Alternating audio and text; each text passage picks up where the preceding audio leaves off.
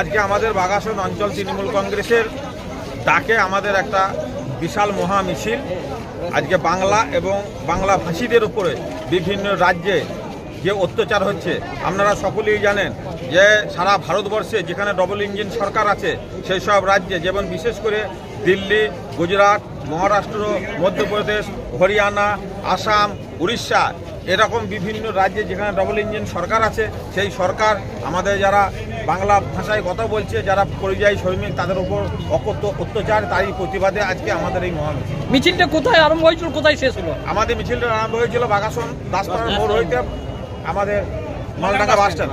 এই মিছিল শেষে কি হলো? মিছিল শেষে আমাদের একটা পথসভা হলো। এখানে দেখতে পাচ্ছেন আমাদের অসংখ্য বোনেরা আছেন, এখানে আমাদের দিদিরা আছেন, বোনেরা সকলেই আছেন। এই অঞ্চলের প্রধান উপপ্রধান আমাদের মন্তেশ্বর ব্লকের ব্লক সভাপতির নেতৃত্বে আজকে যে এই মহা মিছিল আমরা এখানে শেষ করব। এই মিছিল এই সভা থেকে কি আওয়াজ উঠল?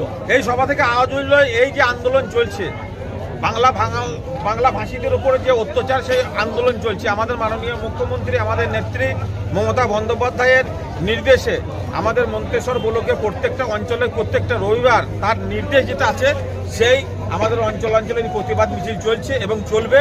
এই মিছিল এবং এই প্রতিবাদ কতদূর যাবে আমাদের নেত্রী যতদূর পর্যন্ত পৌঁছাইতে বলবে মন্তেশ্বর ব্লকের আপামর জনতা সাধারণ মানুষ মায়েরা বোনেরা যারা উপস্থিত আছেন এই প্রতিবাদ মিছিল আমাদের চলবে এবং এটা আমরা শেষ পর্যায়ে পর্যন্ত আমরা পৌঁছাই।